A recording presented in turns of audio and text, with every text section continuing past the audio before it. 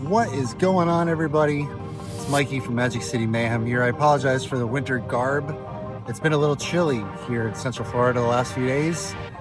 However, I digress. You are here for one thing only, and that's because I provide every Tuesday until business really starts to pick up, and that might happen soon, an update for what we now know is the Hollywood Drift roller coaster opening here at Universal Studios Florida. Up until today, I was just calling it the new ride update, but today we can officially call it the Hollywood Drift.